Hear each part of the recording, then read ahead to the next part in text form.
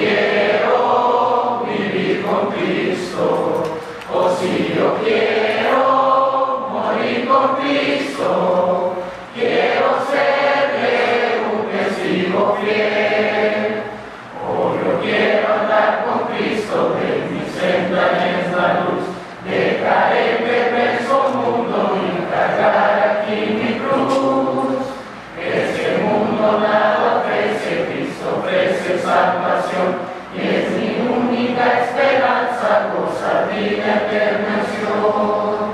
O si yo quiero andar con Cristo, o si yo quiero vivir con Cristo, o si yo quiero morir con Cristo, quiero serle un testigo fiel.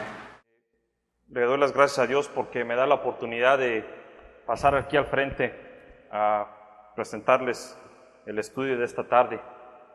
Esta última vez que estuve en México se me dio la oportunidad de presentarles un estudio a mis hermanos allá en Cortázar y me gustaría repetir ese estudio aquí con todos ustedes, compartirlo con ustedes aquí, mis hermanos aquí de Tucson. La única diferencia es que aquí hay aire acondicionado, ¿verdad? Que allá ya cuando se acabó el sermón estaba pero mojado así, todo de sudor. Pero está bien, estamos aquí, ¿verdad? Gracias a Dios. Se me hace muy chistoso muchas de las veces como seres humanos, nuestra naturaleza, cómo actúa muchas de las veces. Antes de ir a nuestro viaje, ¿verdad? Mi padre me dice aquí, quiero que des el estudio allá o el sermón allá en Cortázar. Y pues automáticamente pues me entro así como en un estrés, ¿verdad? Porque me saca de onda porque el mes de junio supuestamente según el schedule a mí no me tocaba el mes de junio, ¿verdad? Y entonces ese mes de junio pues yo pensaba en relajarme un poquito, ¿verdad? Tomar ese descanso. Entonces cuando mi padre me pide que dé el sermón allá en Cortázar pues sí saca de onda porque luego pues estás tratando de pensar en qué tema vas a sacar, ¿verdad? De qué vas a hablar y ahora cómo voy a tener tiempo, si estamos de vacaciones, vamos a ir para acá, qué tiempo voy a usar yo para estudiar o cuándo voy a tener chance yo de sacar el tema y así, ¿no? Pura de esas. Entonces, ya estando una semana ya, pues le digo a mi papá, entonces me toca predicar el domingo, ¿verdad? Y me dice, sí, te toca predicar. Yo pensaba que ibas a dar un estudio. O sea, todo el estrés que estoy ahí yo, ¿verdad? Tratando de sacar yo el tema y luego para que mi papá se le olvide que me tocaba predicar. A lo mejor si ni le hubieran mencionado nada, a lo mejor predica él y así yo me quito de problemas. Pero el punto que voy es que a mí me gusta examinar y me gusta analizar nuestra actitud y cómo a veces nos comportamos, ¿verdad? Yo soy una persona que siempre he sido muy pensativa en ese aspecto. Y me gusta hacer esas clases de preguntas, ¿verdad? Y se me hace chistoso cómo al cuerpo carnal se le dificulta hacer un estudio, ¿verdad? Y es una responsabilidad que muchos de nosotros, la mera verdad, no queremos tomar, el de ir a predicar el Evangelio. Y el escribir no es algo difícil para mí, o sea, yo cuando estaba en la universidad a mí me tocaba escribir trabajos de tareas de 20, 30, hasta tuvo que ser un reporte de 60 páginas, ¿verdad? Pero la diferencia entre un reporte en la universidad que sacar un estudio de 5 hojas es que tienes que entrar en una meditación espiritual, ¿verdad? Una concentración íntima con el Espíritu Santo y requiere una concentración que te quitas de todas distracciones, ¿verdad? Para poder escribir y poder enfocarte en el tema. Y se nos complica y se nos hace difícil porque pues nosotros somos carne, ¿verdad? Y la mente siempre está vagando y pensando en cosas carnales. Entonces cuando tú tratas de cambiar ese pensamiento a algo espiritual, como que la carne de repente dice, ¿qué onda? O sea, así no pensamos, así no es como nos comportamos. Entonces se le hace muy difícil a la carne tratar de estudiar o sacrificarse. Y un claro ejemplo de esto pues fueron los judíos, ¿verdad? La historia nos enseña, si vemos la historia de los judíos, ellos batallaron para obedecer a Dios. Jeremías, uno de los profetas, advierte a los judíos una y otra vez, pero sin embargo los judíos no querían escuchar a Jeremías. Y por causa de eso lo torturan a él, lo maltratan, ¿verdad? Porque no les convenía escuchar lo que Dios tenía que decir, ¿verdad? Lo voy a leer así rápidamente en Jeremías 2:19. Jeremías le dice esto a los judíos: tu maldad te castigará y tus rebeldías te condenarán. Sabe pues y ve cuán mal y amargo es el haber dejado tú a Jehová tu Dios y faltar mi temor en ti, dice el Señor Jehová de los ejércitos. Y yo la pregunta que me hago aquí, ¿verdad? Viendo como los judíos no querían tomar las advertencias que Jeremías les estaba dando, ¿verdad? O las advertencias de Dios por medio de Jeremías. ¿Qué nos hace sentir a nosotros que somos alguien cuando absolutamente no somos nada en los ojos de Dios? ¿Acaso son nuestras pasiones, el dinero, que nos hace sentir que yo soy más importante? ¿Verdad? Los judíos habían abandonado completamente el camino de Dios y ellos no podían ver los hechos de su naturaleza, que ellos mismos estaban causando su propia destrucción. Y así también muchos de nosotros el pecado nos engaña. Y de esa misma forma nosotros nos rebelamos contra la verdad, porque a la carne no le gusta esto, lo de Dios, lo que tiene que decir Dios, lo que dice la palabra, lo que dice la verdad, porque en su naturaleza del hombre no existe el tratar de imitar a Cristo, en su naturaleza no existen esos planes.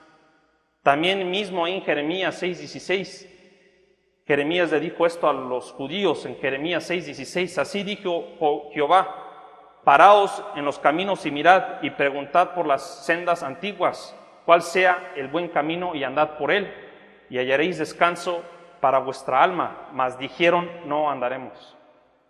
Otra vez podemos ver los judíos cómo fácilmente ellos rechazaban el camino de Dios. El hombre no reconoce a Dios y ni quiere reconocer a Dios y no le da el crédito a Dios. Él piensa que todo lo que él tiene y todo lo que él hace lo produce él, ¿verdad?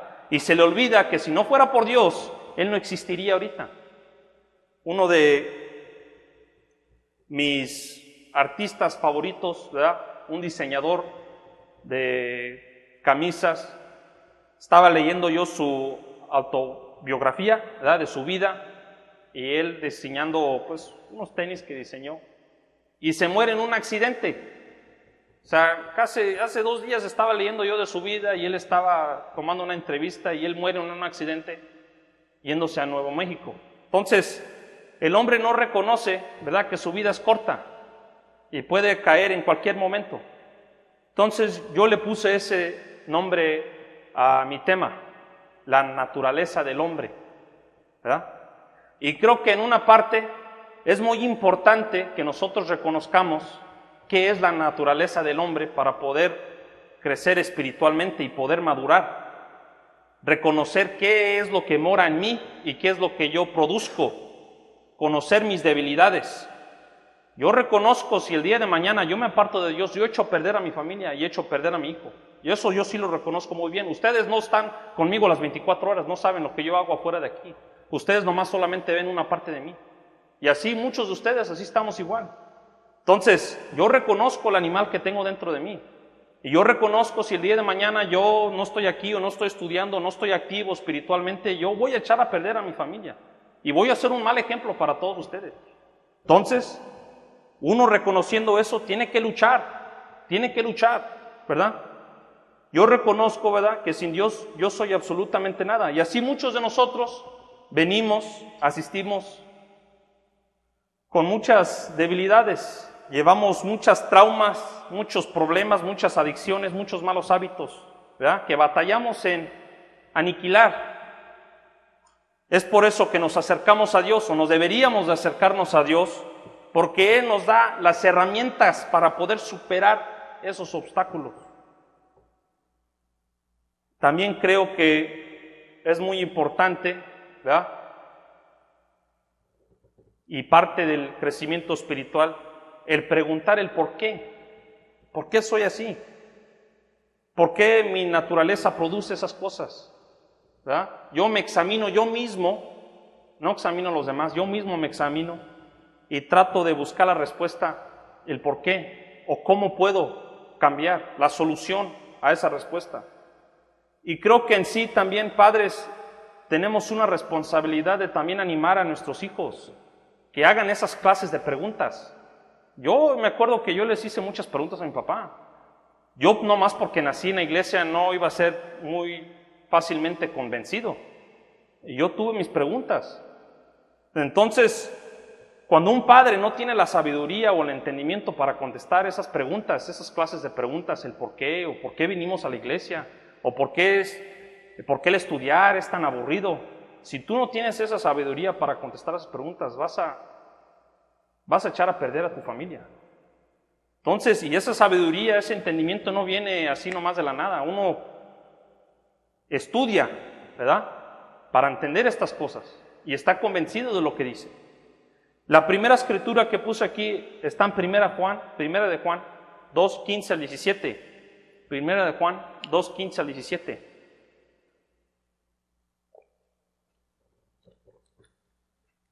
Primera de Juan 2:15 al 17. Dice la palabra de Dios: no améis al mundo ni las cosas que están en el mundo. Si alguno ama al mundo, el amor del Padre no está en él, porque todo lo que hay en el mundo, los deseos de la carne, los deseos de los ojos y la vanagloria de la vida, no proviene del Padre, sino del mundo. Y el mundo pasa y sus deseos, pero el que hace la voluntad de Dios permanece para siempre.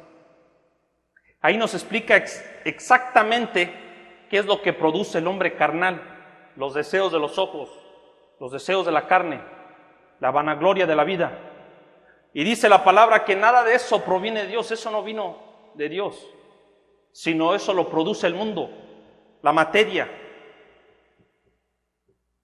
Es por eso que cuando trata uno estudiar, ¿verdad?, se le hace tan pesado, porque no es algo lo que produce la carne, ¿verdad? Se le hace muy pesado. Entonces, como dije anteriormente, yo sé lo que existe en mí.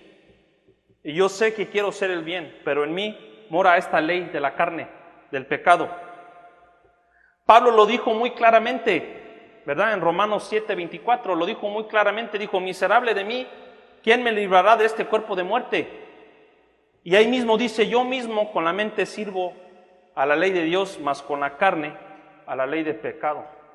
Pablo entendía que en su mente él estaba tratando de seguir la ley de Dios, pero todavía en él, en su cuerpo, moraba otra ley que se quería apartarse de la ley de Dios. Y esa es la ley del pecado. El cuerpo es lo que quiere producir.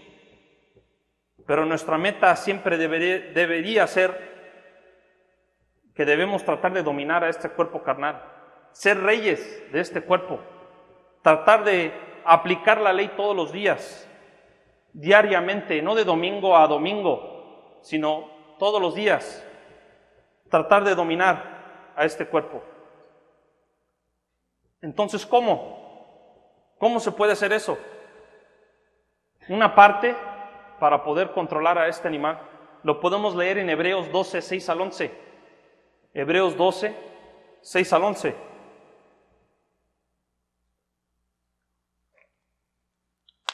Dice la palabra: porque el Señor al que ama disciplina y azota a todo el que recibe por hijo. Si soportáis la disciplina, Dios os trata como hijos, porque ¿qué hijo es aquel a quien el Padre no disciplina? Pero si se os deja sin disciplina, de la cual todos han sido participantes, entonces sois bastardos y no hijos. Por otra parte, tuvimos a nuestros padres terrenales que nos disciplinaban y los venerábamos, porque no obedeceremos mucho mejor al Padre de los espíritus y viviremos. Y aquí aquellos ciertamente por pocos días nos disciplinaban como a ellos les parecía, pero para lo que no es provechoso, para que participemos de su santidad. Es verdad que ninguna disciplina al presente parece ser causa de gozo, sino de tristeza, pero después da fruto apacible de justicia a los que en ella han sido ejercitados. Entonces, reconocemos que en nuestro cuerpo carnal mora esta ley del pecado. Por naturaleza, siempre vamos a producir el pecado, porque somos carne. Entonces, ¿cómo podemos dominar a este cuerpo carnal? Y aquí lo dice muy claramente, por medio de la disciplina. Hace unos meses atrás el hermano Pancho dio un estudio sobre este tema. Él explicaba en su estudio que él pensaba que la disciplina no era para los hijos que era para los hijos de desobediencia, ¿verdad? Los que quebraban la ley, esos son los que son disciplinados. Yo también, cuando leí esa escritura, yo también sentía de esa misma manera. Pero la disciplina también, sí, en parte puede venir como un castigo por seguir y vivir en el pecado. Pero la disciplina de la que habla aquí es una disciplina cuando tú te abstienes del mal. Hace rato, como estaba diciendo, qué tan difícil se le hace al cuerpo sacar un estudio. O sea, la disciplina es esa ahí, que tú te esfuerzas, aunque la carne, tu naturaleza no quiere estudiar, no quiere sacrificarse, tú te estás disciplinando para decir, ¿sabes qué? Yo tengo que hacer esto porque si no hago esto, si no cambio, si no sigo este camino, me voy a perder. Y estás convencido de eso. Te tratas de abstenerte del mal. Cuando te enfrentas tú a una tentación, tú te abstienes. Tú volteas el otro lado o haces una oración, porque tú sabes que eres débil. Y entonces tú tratas de disciplinar a este cuerpo. No sigues los deseos de la carne. Entonces esa es la disciplina. Abstenernos del mal. Pero tristemente muchos de nosotros nos dormimos. Ay, es que es pesado estudiar. Pero es que aquí mora el secreto del éxito. Siempre llevando la palabra en mente. Un claro ejemplo de eso fue Cristo. Hebreos 5, 7 al 9. Hebreos 5, 7 al 9. Y Cristo en los días de su carne, ofreciendo ruegos y súplicas con gran clamor y lágrimas, a que le podía librar de la muerte, fue oído a causa de su temor reverente, y aunque era hijo, por lo que padeció, aprendió la obediencia, y habiendo sido perfeccionado, vino a ser autor de eterna salvación para todos los que le obedecen. Cristo aprendió la obediencia por medio de la disciplina. Él sí sacrificó su cuerpo físicamente, ¿verdad? Él sí lo sacrificó. Y entonces yo me pregunto, ¿acaso una persona puede sacrificarse de la misma manera que le hizo Cristo? Cuando uno vive en la carne y vives en el pecado, no es posible. Pero sin embargo, nos pide la palabra, nos pide Dios que nosotros también nos armemos de ese mismo pensamiento. Porque así como Cristo lo hizo, así también lo hicieron los primeros cristianos. Ellos estaban dispuestos a morir porque ellos entendían que su estado aquí en el mundo iba a ser temporal y que para poder alcanzar la vida eterna debo yo sufrir un poco de tiempo para luego llegar a la gloria. Así también un hombre de fe que está convencido lucha para hacer morir a esta naturaleza carnal. No se la lleva viviendo en el mundo, en los antros, en lugares donde no pertenece. Trata de luchar, se sacrifica y así va cambiando esos malos hábitos por hábitos espirituales. También entiende que si no lucha, él puede perder a su familia. Y para poder mantener la unidad, debe sacrificarse. Siempre ser servicial, siempre estar dispuesto a trabajar, a ayudar en lo que sea, en lo que me pidan. Claro, hermano, yo estoy dispuesto porque yo entiendo que no hay otro lugar mejor que estar aquí. Eso es lo que nos hace dignos a nosotros, la lucha constante. Otra parte muy importante, creo que es una parte, otra parte muy importante de la disciplina, es estar convencido y entender el propósito de mi llamamiento. Porque cuando uno no entiende su propósito o no entiende la razón por la cual se viene y se sienta aquí, la razón por la cual viene y se reúne cada domingo, entonces estás jugando iglesia, ¿verdad? Esa persona nunca va a estar motivado para cambiar porque no entiende ni ve que existe un mal en él, no lo ve. ni sé por qué vengo. Entonces puede llevarse la vida, toda la vida aquí, viniendo todos los domingos, asistiendo a todos los servicios, sin entender la razón por la cual fue llamado. Efesios 1, 4 al 5, dice muy claramente Pablo, en Efesios 1, 4 al 5, dice la palabra: según nos escogió en Él antes de la fundación del mundo, para que fuésemos santos y sin mancha delante de Él, en amor, habiéndonos predestinado para ser adoptados hijos suyos por medio de Jesucristo, según el puro afecto de su voluntad. El propósito de Dios hacia el hombre nunca fue para que el hombre sufriera. O sea, Dios quiere que el hombre tenga éxito en su vida y que encuentre la paz. Él quiere enseñarte a ti cómo vivir en un lugar donde muchas personas fracasan. Él te quiere enseñar a ti cómo puedes tú adquirir la santidad, ser un hombre sin mancha, una persona sin mancha. Porque Él entiende que en tu estado carnal puedes echar a perder todo. Y Dios no quiere verte que desprecies lo que tienes. Entonces Él te adoptó para un propósito mejor, para una vida mejor, algo que no nos merecíamos. Entonces tenemos que entender la razón por la cual fuimos llamados. ¿Por qué estoy aquí? ¿Qué es mi propósito? Ahí mismo en Efesios 5, 1 al 2, dice la palabra en Efesios 5, 1 al 2.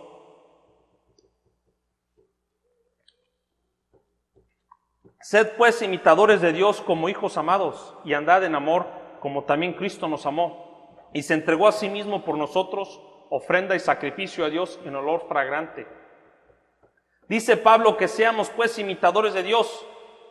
Pablo también dijo: imítenme a mí porque yo imito a Cristo. Imitar el Espíritu en Pablo, no al hombre, porque muchos jovencitos y hasta adultos tratamos de imitar a muchas personas del mundo, actuamos como ellos, gente famosa, tratamos de ser como ellos, vestirnos como ellos. Y hasta se escucha por ahí que los jóvenes de aquí actúan peor que los del mundo. Pablo, siendo un hombre importante en el mundo, educado, entendía que él era un hombre. Y para que él pudiera tener paz en su vida, tenía que renunciar su vida carnal para seguir este camino recto con el Espíritu Santo. Entonces, nuestro objetivo siempre debe ser imitar a Cristo.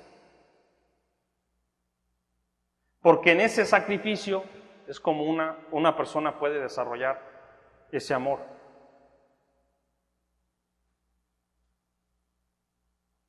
Me gusta mucho leer el ejemplo de Pablo, porque Pablo pinta una clara imagen sobre los obstáculos y los problemas de ser un hombre carnal. Pablo, siendo un hombre, también sufre a causa de sus debilidades.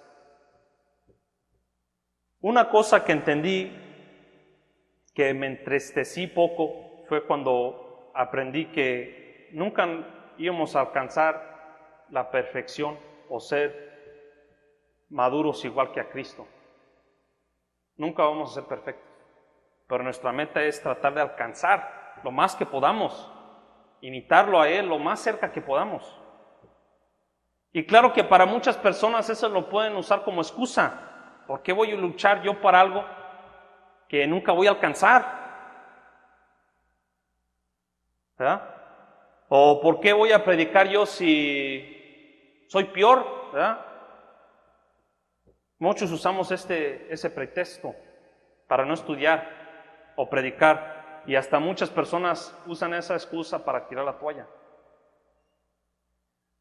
Pero si vemos el ejemplo de Pablo, aunque él tenía una debilidad, sus acciones nos muestran que él nunca se dio por vencido. dándonos a entender que Dios juzga al hombre por sus obras, por sus actos, por el esfuerzo. Y Pablo también entendió que aunque él no podía quitarse esas debilidades también llevaban un propósito. Hay una razón por la cual existen esas debilidades que tenemos. Sí, también llevan un propósito. Y él entendía eso y lo explica muy bien. En 2 de Corintios 12, 5 al 10, Pablo explica el propósito de las debilidades. 2 de Corintios 12, 5 al 10. De tal hombre me gloriaré, pero de mí mismo en nada me gloriaré, sino en mis debilidades. Sin embargo, si quisiera gloriarme, no sería insensato, porque diría la verdad, pero lo dejo para que nadie piense de mí más de lo que ve en mí. De lo que ve en mí, ve u oye de mí. Y para que la grandeza de las revelaciones no se me exalte, desmediadamente me fue dado un aguijón en mi carne, un mensajero de Satanás que me abofetee, para que no me enaltezca sobremanera, respecto a la cual 3 veces he rogado al Señor que me lo quite de mí, y me ha dicho: bástate mi gracia, porque mi poder se perfecciona en la debilidad. Por tanto, de buena gana me gloriaré más bien en mis debilidades, para que repose sobre mí el poder de Cristo, por la cual, por amor a Cristo, me gozo en las debilidades, en afrentas, en necesidades, en persecuciones, en angustias, porque cuando soy débil, entonces soy fuerte.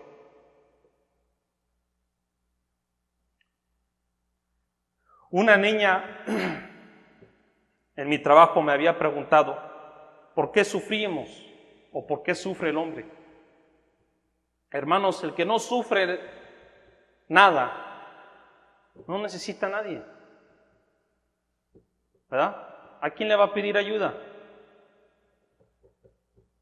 La debilidad nos humilla, nos hace reconocer que sin Dios no somos absolutamente nada. Y Pablo lo explica muy bien ahí. Pablo dice, si nos estamos comparando, ¿verdad?, a nosotros mismos, yo tengo de qué gloriarme. Pero no quiero que vean la carne en mí, dice. Más bien mis debilidades, por la cual 3 veces le he pedido a Dios que me la quite. Y dice, no. Porque ahí en esa debilidad es cuando te acuerdas de Dios. Ahí cuando te sientes lo peor, como basura, es cuando te acuerdas de Dios. Si no tuviéramos esas debilidades, si no tuviéramos esta naturaleza carnal, el hombre no necesitaría a Dios. Pero hay que reconocerla. Esa es la parte importante, la parte clave, la clave que quiero yo tratar de explicar aquí. Y aún teniendo esa debilidad, Dios es misericordioso con nosotros, porque en 1 Corintios 10:13, Él nos dice esto. En 1 Corintios 10:13, ¿verdad? Dice que aunque nosotros somos seres débiles y carnales, Dios nos afirma que no vamos a ser tentados más de lo que podemos resistir. Y también que Dios nos da la salida. Entonces, ese demonio que llevas dentro, ese demonio ahí, ¿verdad?, según la palabra tú lo puedes dominar. Según todas esas tribulaciones que te pasan, todos esos estrés que te enfrentas, según la palabra tú lo puedes dominar con el Espíritu Santo. Entonces tú puedes controlar a esta naturaleza carnal. Dios no te está poniendo en un lugar para que fracases. Te la está poniendo fácil. Y también mismamente en la palabra, en 2 Timoteo 1:7, también nos dice que Dios no nos dio un espíritu de cobardía, sino de poder, de amor y de dominio propio, un espíritu que puede controlar la manera que nosotros hablamos, cómo nos comportamos.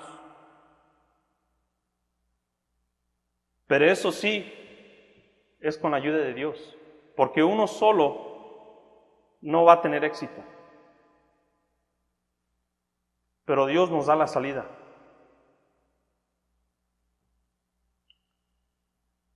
Pedro también dijo unas palabras que también las quiero repetir hoy. en Primera de Pedro 4, 1 al 5. Primera de Pedro 4, 1 al 5.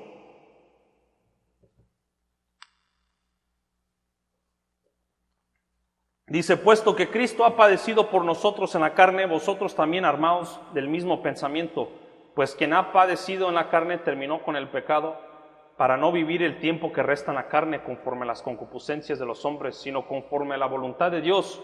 Baste ya el tiempo pasado para haber hecho lo que agrada a los gentiles, andando en lascivias, concupiscencias, embriagueces, orgías, disipación y abominables idolatrías. A estos le parece cosa extraña que vosotros no corráis con ellos en el mismo desenfreno de disolución y os ultrajan, pero ellos darán cuenta al que está preparado para juzgar a los vivos y a los muertos. Cristo no muere o no murió por nosotros para que nosotros siguiéramos viviendo para la carne, para los placeres de la carne. Dios manda a su Hijo la gracia que no nos merecíamos, para que hicieras morir el pecado en ti, para que tuvieras una nueva vida. Entonces, cuando yo me paro aquí al frente y volteo yo así a mi alrededor y veo yo muchos jovencitos que no cantan los himnos, jóvenes que se han parado aquí a obedecer el Evangelio, me pregunto yo, ¿por qué? Cuando ellos pasaron al frente, ¿qué no se supone que ellos entendieron la razón por su bautismo? ¿O no, nunca nadie les explicó por qué bautizarse? ¿O qué significa el bautismo? Pero luego volteo yo hacia los padres y veo que ellos también no cantan. Cuando la palabra dice claramente que es un mandamiento, no es que si quieres o no quieres, es un mandamiento. Tampoco yo puedo entender cómo puede haber personas que falten los domingos, el día del Señor, como si fuera algo no tan importante, ¿verdad? Porque tengo un trabajo o porque estamos de vacaciones, voy a escoger el domingo para, no sé, irme a vacacionar. No, o sea, yo sacrifico otro día, yo no sacrifico el domingo. El domingo yo tengo que estar aquí porque yo entiendo que aquí es donde debo de estar. Porque cada día, si así durante la semana, ¿verdad? Batallo para sacar un estudio, y el domingo es el único día que Dios ha puesto el mandamiento que debo de yo seguirlo a Él, y lo voy a fallar. O sea, ni estudio, ni domingo, ni nada. No, hermanos, estamos mal. No vemos el daño que estamos causando. Y quizá muchos de nosotros pensamos, pues que eso no importa, ¿verdad? Pero todo joven lo ve. Y ellos empiezan a pensar en su mente, pues entonces Dios es segundo, porque Él ve el ejemplo. Y si tú no te disciplinas, ¿verdad? Tú no sacrificas tu cuerpo tampoco para cantar un himno o para sacar un estudio, entonces también el hijo no se va a disciplinar tampoco. Pero cuando el hijo ve que el padre se esfuerza o la madre se esfuerza, está luchando, no es perfecto. No, nadie es perfecto, pero ve que está tratando de intentar porque trata de unir a la familia. Él también va a ver eso. Y cuando el día de mañana él cumpla 18 años, él va a pensar dos veces, oye, no me puedo ir. Si la razón por la cual mi familia todavía sigue en pie es porque mi padre y mi madre lucharon, porque tenían a Dios, entonces yo no puedo irme, aunque mi naturaleza quiere irse con los demás. Pero como digo, veo la actitud de muchos de estos jovencitos y yo veo el camino donde se dirigen. Yo he estado aquí toda mi vida. Pero tristemente muchos de nosotros no hacemos nada al respecto. Entonces Dios no manda a su Hijo a morir por nosotros para terminar una vida en la carne otra vez, sino que Él muere para que nosotros pudiéramos ver la diferencia entre estos dos caminos y escoger el camino correcto. Es por eso que cuando uno sigue este camino, ¿verdad? Muchas personas dicen, ¿qué persona tan extraña no sale los domingos a ir a las fiestas? O no sale y hace esto, no sale, porque nosotros lo que hacemos es nuestra tradición. A ellos se les hace extraño ver eso, pero no ven lo que está produciendo. Más adelante lo van a ver. Entonces Dios promete un camino de unidad y de paz. Y si leemos Gálatas 6, 7 al 8, también nos dice ahí, no nos engañéis, Dios no puede ser burlado, pues todo lo que el hombre sembrare, eso también, segará. Porque el que siembra para su carne, de la carne segará corrupción, mas el que siembra para el Espíritu, del Espíritu segará vida eterna. Lo que el hombre siembra, eso es lo que va a cosechar. Y todo lo ve Dios, nada podemos esconder de Él. Entonces uno tiene que luchar para vivir en la santidad, porque yo reconozco la naturaleza que vive en mí y yo puedo destruir a mi familia. Claro que van a existir momentos donde vamos a caer, pero debemos entender la razón por la cual Cristo padeció por nosotros, para que nosotros pudiéramos tener una vida nueva, una esperanza. Hermanos, si hay algo que los quiero dejar, ¿verdad? Voy a leer unas 2 escrituras más. Si hay algo que quiero que aprendan del estudio que Dios me dio el día de hoy, quiero que sea esto. Romanos, y las 2 escrituras están en Romanos 2, 4 al 6 y Romanos 5 al 8. Romanos 2, 4 al 6. Dice la escritura, o menospreciáis las riquezas de su benignidad, paciencia y longanimidad, ignorando que su benignidad te guía al arrepentimiento, pero por tu dureza y por tu corazón no arrepentido, atesoras para ti mismo ira para el día de la ira y de la revelación del justo juicio de Dios, el cual pagará a cada uno conforme a sus obras.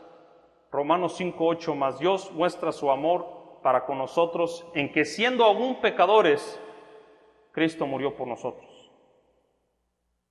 Entonces, tratar de vivir con eso siempre en la mente, que es gracias a Dios que yo puedo tener éxito en esta vida, que todo lo que yo tengo, todo lo que me ha pasado en mi vida es gracias a Él, porque yo soy absolutamente una basura.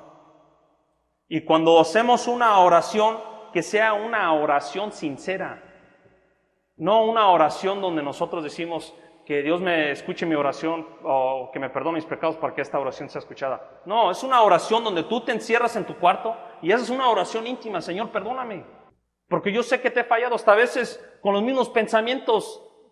Una cosa te enfrenta y ya completamente empiezas a pecar. No, una oración sincera. Enciérrate bien y habla con Dios, porque Él te va a escuchar y Él es el único que te va a ayudar. Entonces nosotros tenemos que vivir una vida arrepentida, entender que si no fuera por la gracia de Dios estaríamos completamente perdidos. Entonces tenemos que vivir con eso en la mente, con una deuda que tenemos que pagar. Le debo yo a mi Dios, tengo que pagarle, enseñar mi agradecimiento por todo lo que Él ha hecho en mi vida. Hermanos, esto es lo que Dios me dio el día de hoy. Si hay una persona, un invitado que gustaría pasar al frente, ¿verdad?, a cambiar y vivir una nueva vida, una vida en paz, pasa al frente, no se detenga mientras entonamos este himno de invitación. Gracias.